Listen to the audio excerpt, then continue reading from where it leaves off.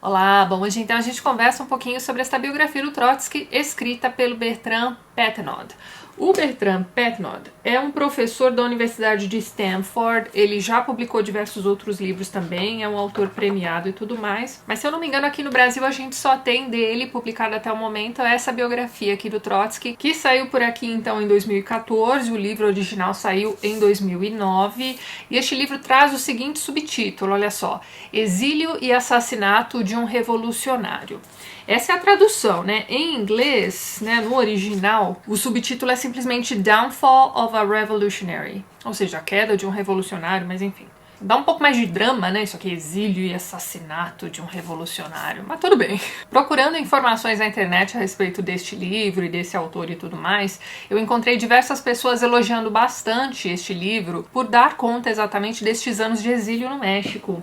Então eu vi muita gente dizendo que aquelas biografias mais famosas do Trotsky, né? Eu sei que tem uma imensa, né, em 3 volumes e tudo mais, mesmo sendo biografias excelentes, você não tem esse foco, então, nos anos no México, que depois eu até fiquei pensando, poxa, é bem importante, né, você dar o foco ali para os últimos anos, afinal de contas, né, foi no México que ele foi assassinado. Então tá, este aqui é um livro que tem o seu foco maior nos últimos anos do Trotsky, mas a gente tem também diversas informações sobre seu passado em forma de flashback.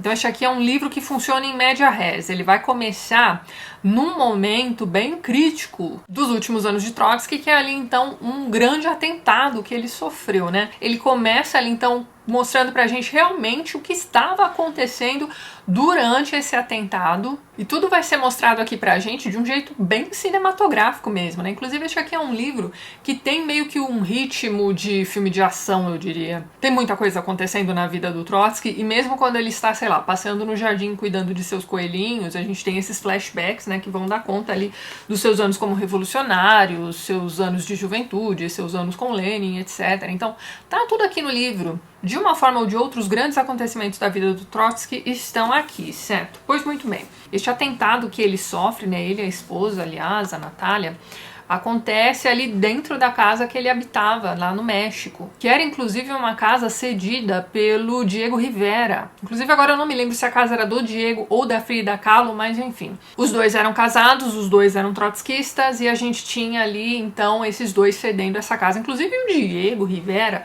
foi o grande responsável por levar Trotsky ao México. Mas então, a grande questão a respeito desse atentado é o seguinte: foi um negócio absurdo. Então, primeiro a gente precisa dar um passinho para trás e pensar nessa casa.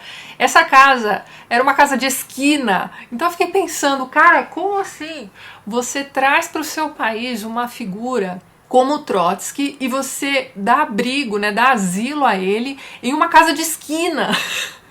Como assim, né? Então, sei lá, na minha cabeça, você morando numa casa de esquina, você pode receber ameaça de todos os lados. Mas tudo bem, tá ele lá nessa casa de esquina em formato de T. Mas a grande questão, como eu ia dizendo pra vocês a respeito desse atentado, é o seguinte: ele foi um troço cinematográfico. Você tinha lá trocentas pessoas com metralhadoras, metralhando esta casa térrea de todos os lados e tudo mais, e eles, né, o Trotsky e a esposa, saem ilesos. É um negócio bem milagroso mesmo, né? E tudo isso é contado aqui pra gente.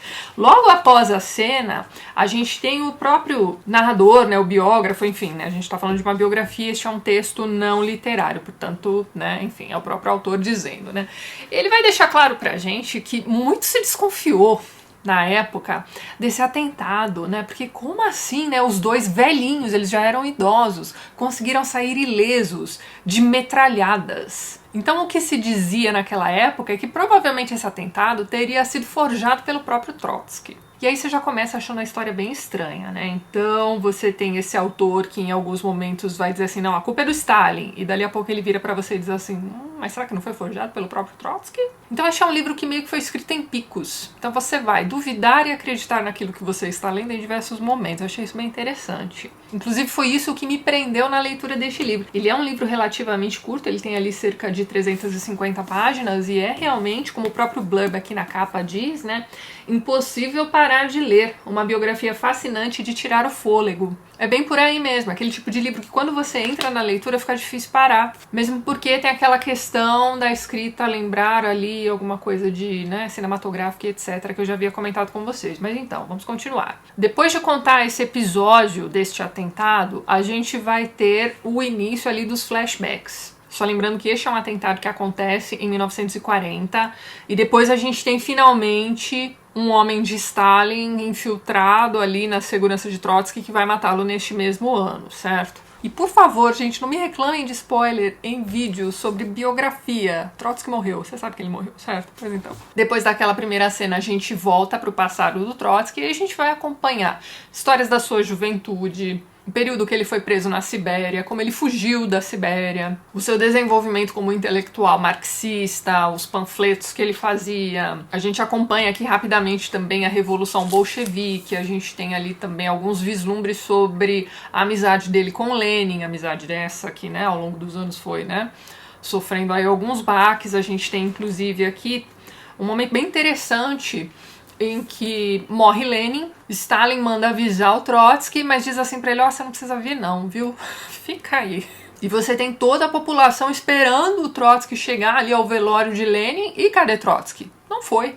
Então a gente tem esse intelectual todo envolvido ali com Lenin, todo envolvido ali na Revolução, que depois vai ser o organizador do Exército Vermelho, veja só você, vai fundar ali o Politburo, que era meio que um órgão que organizava ali toda a questão dos partidos comunistas, não só na própria Rússia, mas também fora, né, enfim, você tinha politburos em diversos países comunistas também, e ele meio que coordenava tudo isso. Depois da morte de Lenin, então a gente tem o Trotsky como um grande rival de Stalin. Stalin vai deportá-lo, ele vai criar ali a Quarta Internacional. Então, assim, talvez seja importante a gente dar um passinho para trás aí e pensar nessa questão da Revolução Bolchevique. Bem, na época da Revolução você tinha ali o partido, deixa eu ver aqui, eu sempre esqueço o que quer dizer a sigla, Partido Operário Social-Democrata Russo. E aí você tem ali aquele momento de reuniões de partido em que as pessoas estão decidindo o que é que vai acontecer a partir da Revolução.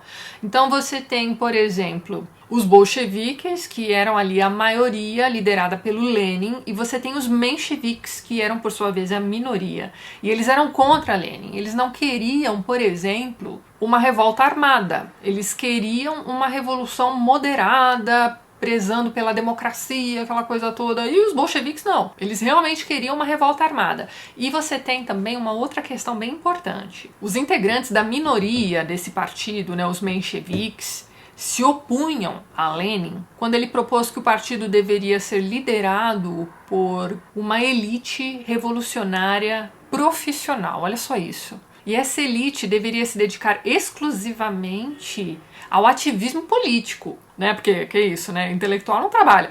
E olha só que interessante, essa elite deveria ser sustentada por seus apoiadores e simpatizantes, que fizessem parte do partido ou não, enfim. E os mencheviques se opunham a isso. Bem, gente, a história é bem mais longa do que isso, enfim. Vamos então voltar aqui para a biografia do Trotsky. Mas então, o Trotsky era um bolchevique, ele estava lá com a maioria. Com a morte do Lenin, a gente tem o Stalin sendo o cabeça desse partido. E qual é a primeira coisa que ele faz? Ele deporta o Trotsky. E ele não vai direto para o México, né, ao contrário do que muita gente pensa.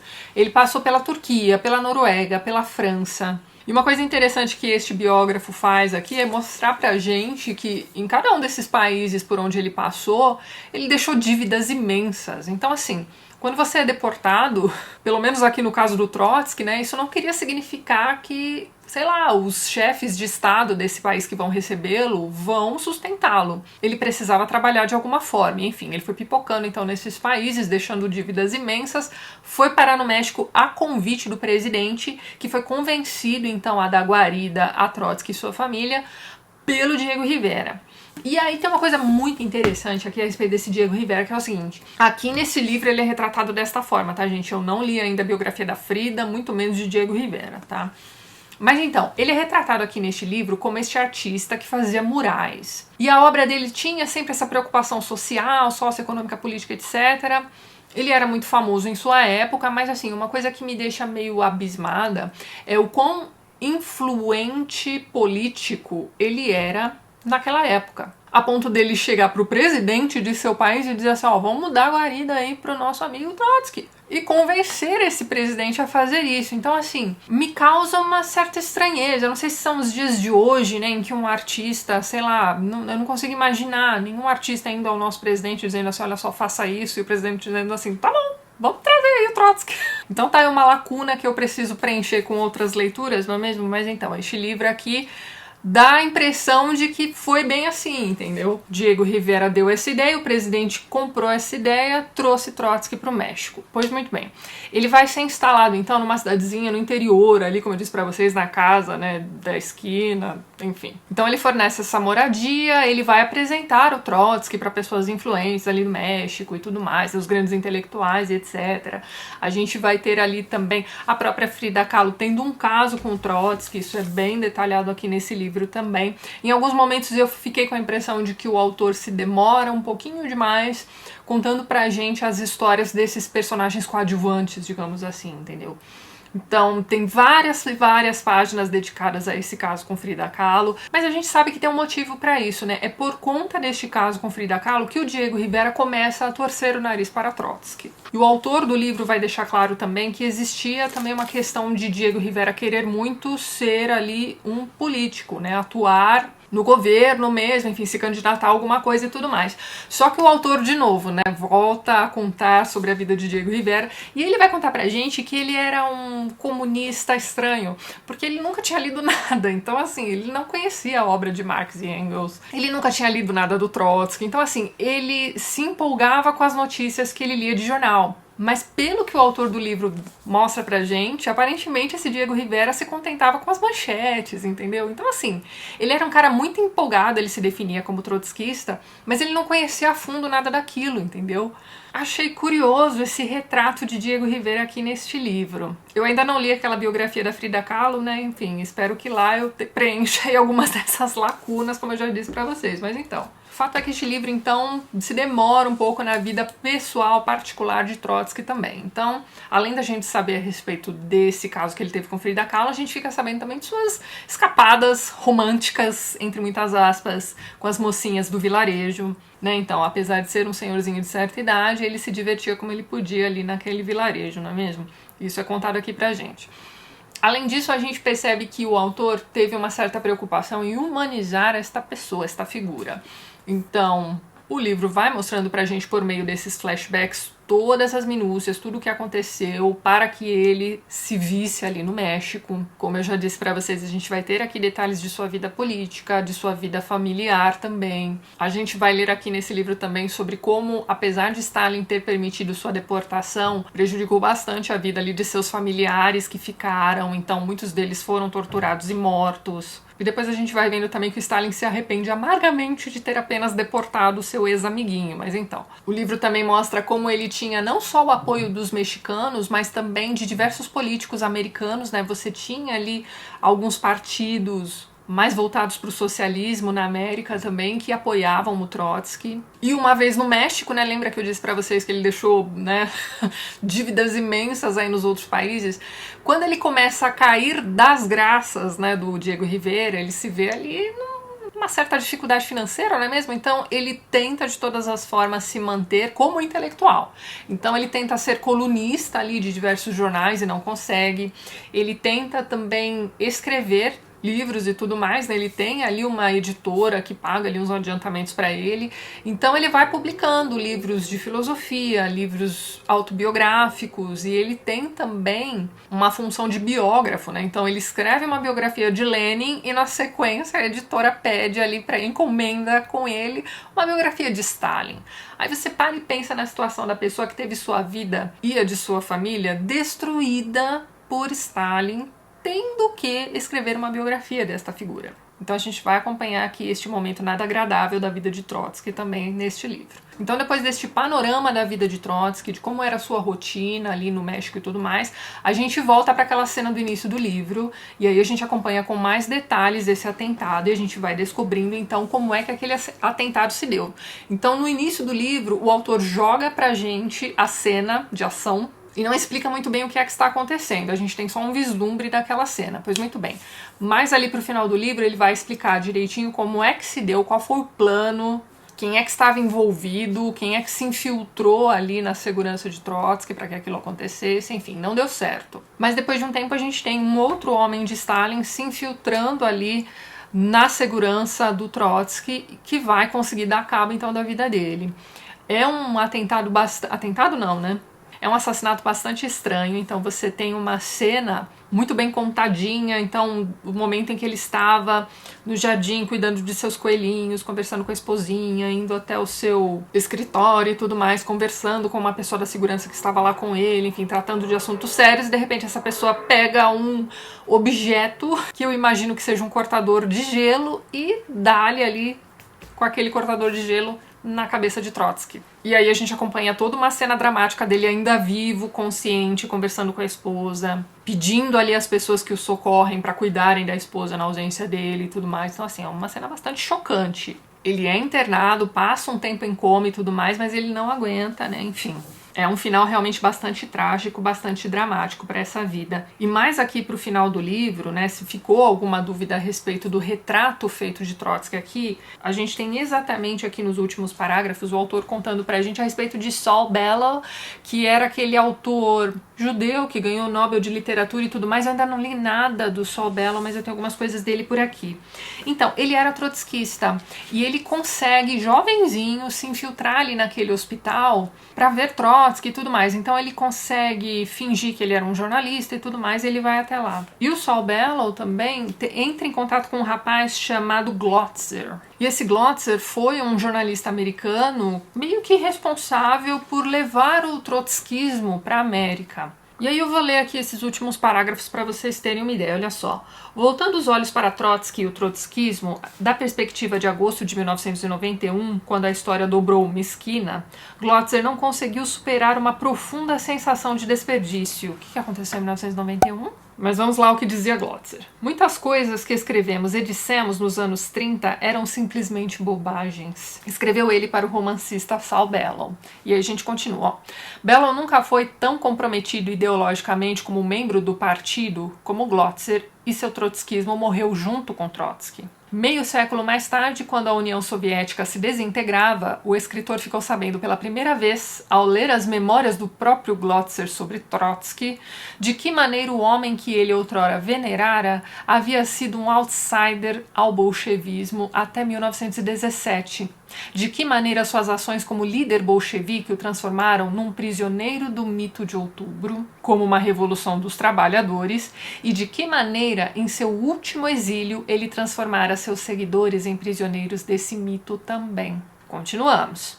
A União Soviética viverá e se desenvolverá como a nova base social criada pela Revolução de Outubro. Trotsky havia declarado após chegar ao México em 1937. Isso foi uma declaração do Trotsky, olha lá, vou repetir. A União Soviética viverá e se desenvolverá como a nova base social criada pela Revolução de Outubro. Produzirá um regime de verdadeira democracia e se tornará o maior fator de paz e de emancipação social da humanidade. É brincadeira? Continua, olha lá. Embora dúvidas se insinuassem em seus escritos posteriores, durante os expurgos do Kremlin e o pacto nazi-soviético e suas sangrentas consequências, ele se recusou a desistir dessa visão utópica. O fato, como Glotzer elucidou para Bellow, é que Trotsky não podia renegar a URSS sem repudiar também o Outubro Vermelho, o que teria significado renunciar ao trabalho de sua vida.